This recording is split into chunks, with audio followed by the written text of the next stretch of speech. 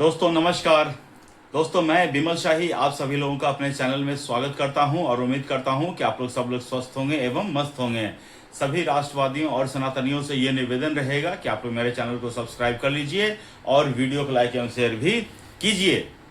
दोस्तों भारत में विपक्षी पार्टियां जो हैं वो कभी कभी ऐसा लगता है ना कि फ्रस्ट्रेट होकर या विक्षिप्त होकर खुद अपने आप को समाप्त कर लेगी, ऐसा लगता है। और भारतीय जनता पार्टी जो है सालों सालों तक भारत पर शासन करेगी, उन्हें किसी प्रकार का नियम चेंज करने की जरूरत नहीं पड़ेगी। दोस्तों अभी क्या हुआ है कि विदेश मंत्रालय ने, मिनिस्ट्री ऑफ एक्सटर्नल अफेयर्स मामले ने ये कहा है कि पासपोर्ट जो है भारतीय नागरिकता का अंतिम और निर्णायक प्रमाण पत्र नहीं है। पासपोर्ट जो है सिर्फ एक ट्रैवल डॉक्यूमेंट है, बस उन्होंने इतना ही एक लाइन कहा है। अब इसके बाद तो समझ जाइए दोस्तों, कांग्रेस हो, समाजवादी पार्टी हो, ओवैसी हो, जितनी भी विपक्ष की पार्टियां हैं, राष्ट्रीय जनता दल हो, वो इस मुद्दे पर कूद आई हैं और अपने अपने तरह से स्टेटमेंट देने भी लगे हैं। आप कांग्रेस का एक बार ये स्टेटमेंट सुन लीजिए। सुप्रिया श्रीनेत जी बोल रही हैं, सरकार का कहना है कि पासपोर्ट नागरिकता का प्रमाण नहीं है। अगर ऐसा है तो पासपोर्ट इशू करने से पहले जो सरकार जांच करती है, जो पुलिस वाला घर आता है, वो क्यों आते हैं? और क्या इससे माना जाए कि हिंदुस्तान का पासपोर्ट गैर हिंदुस्तानियों को भी इशू हो सकता है? मतलब कमाल की बात है। आधार नागरिकता का प्रमाण नहीं है, पैन कार्ड नागरिकता का प्रमाण नहीं है, वोटर आईडी नागरिकता का प्रमाण नहीं है, पासपोर्ट नागरिकता का प्रमाण नहीं है, तो नागरिकता का प्रमाण है क्या? मोदी जी का तो इसमें आपने सुप्रिया श्रीनेत जी को बोलते हुए सुना कि जब नागरिकता के लिए पासपोर्ट वैलिड डॉक्यूमेंट नहीं है, आधार वैलिड डॉक्यूमेंट नहीं है, पैन कार्ड वैलिड डॉक्यूमेंट नहीं है, voter ID card valid document नहीं है, तो फिर वो पूछ रही है कि तो फिर वैलिड डॉक्यूमेंट क्या है? क्या मोदी जी की चरण वंदना करना ही वैलिड डॉक्यूमेंट है? तो ये तो दोस्तों देखिए कांग्रेस का फ्रस्ट्रेशन है। इसी तरह ओवैसी साहब जो हैं वो इतने बड़े लर्नेड आदमी है, विद्वान आदमी है, बैरिस्टर आदमी है, लेकिन वो भी मदरसा छाप की तरह बोल रहे हैं। ओवैसी जी भी बोल रहे हैं कि क्या बीजेपी ज्वाइन करना, बीजेपी का ही पहचान पत्र ही भारतीय नागरिकता होने का प्रमाण है? वो इस तरह की बातें बोल रहे हैं। आरजेडी भी इसी तरह की बात बोल रहे हैं, समाजवादी पार्टी भी इसी तरह की बातें बोल रही हैं। अब दोस्तों समझिए कि सच्चाई क्या है, नागरिकता के मतलब होता क्या है। दोस्तों ये जो पासपोर्ट है ना, पासपोर्ट एक्ट के तहत बनता है। और पासपोर्ट जो है, पासपोर्ट एक्ट 1967 में बनाया गया था और उनकी मलकिनी बनाई है, वही पर्दे के पीछे जो कांड की थी इंदिरा गांधी। तो इंदिरा गांधी के समय में पासपोर्ट एक्ट बना था। उस पासपोर्ट एक्ट के क्लाउज 20 को अगर आप पढ़िएगा तो उसमें साफ साफ लिखा हुआ है कि passport is a note final and substantive proof of citizenship, it is only a travel document.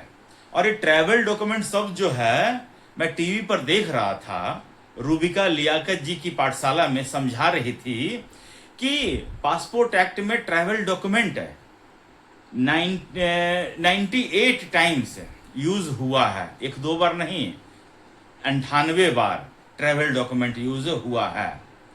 और ऐसा कहा गया है उसमें कि अगर किसी विशेष सिचुएशन में विदेशी नागरिकों को भी मानव समाज की हितों की रक्षा के लिए विदेशी नागरिक को भी पासपोर्ट इशू किया जा सकता है। दोस्तों एक केस पेंडिंग था जिसमें एक बांग्लादेशी के पास पासपोर्ट था। जब उसकी वेरिफिकेशन की गई तो पता चला कि वो तो यहाँ का है ही नहीं, लेकिन गलत डॉक्यूमेंट बनाकर वो किसी तरह पासपोर्ट हासिल कर लेता है। ये मामला कोर्ट में जाता है और कोर्ट ने भी इस चीज को माना कि पासपोर्ट जो है अंतिम और निर्णायक सिटीजनशिप में डॉक्यूमेंट नहीं हो सकता है। तो इन्हीं सब को आधार बनाकर विदेश मंत्रालय ने यह स्टेटमेंट दिया है। अब इसके बाद बहस छिड़ गई है कि कांग्रेस का ही कहना है, मेन तो पार्टी कांग्रेस ही ना है, कांग्रेस कहती है कि विदेश मंत्रालय कहता है कि पासपोर्ट जो है वैलिड डॉक्यूमेंट नहीं, ये सिर्फ एक ट्रैवल डॉक्यूमेंट है। चुनाव आयोग कहते हैं कि वोटर आईडी कार्ड नागरिकता का प्रमाण नहीं है, आधार कार्ड, सुप्रीम कोर्ट कहता है कि आधार कार्ड नागरिकता का प्रमाण नहीं है, पैन कार्ड नागरिकता का प्रमाण नहीं है। तो फिर भारत के नागरिक कौन है, कैसे माने जाएंगे? दोस्तों ये जो सारे लोग हैं ना अपोजिशन वाले, पता नहीं इन लोग को मतलब हिंदुस्तान पर ही शासन करना है या बांग्लादेश में सरकार बनानी है या पाकिस्तान में सरकार बनानी है या टर्की में सरकार बनानी है। भारत मेजॉरिटी हिंदू मेजॉरिटी देश है और इस देश में मेजॉरिटियों से, मेजोरिटेरियन के साथ कोई इतनी नफरत कैसे कर सकता है और माइनॉरिटी के साथ इतना प्यार, वो भी स्पेशली मुस्लिम के साथ है।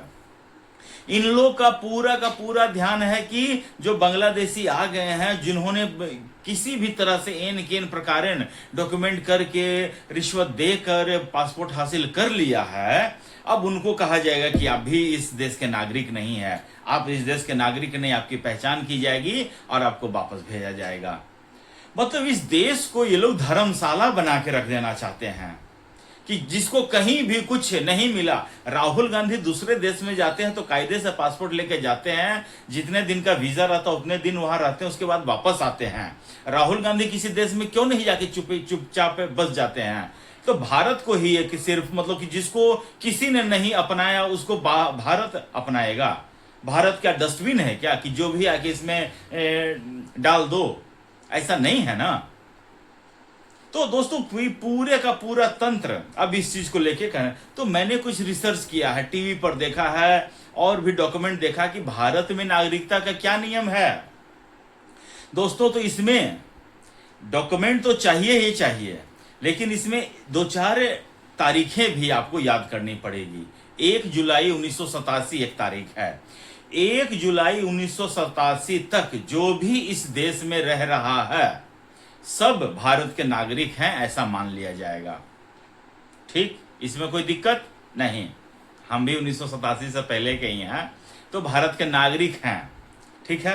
अब 1 जुलाई 1987 से दिसंबर 2003 तक इस अवधि में जो भी बच्चे जन्मे हैं उनका नागरिकता का प्रमाण पत्र ये होना चाहिए कि उनके पेरेंट्स, माता या पिता में से कोई एक भारत के नागरिक होने चाहिए, भारतीय होने चाहिए, और अलॉन्ग विथ अदर डॉक्यूमेंट्स, तब आप भारत के नागरिक माने जाएंगे।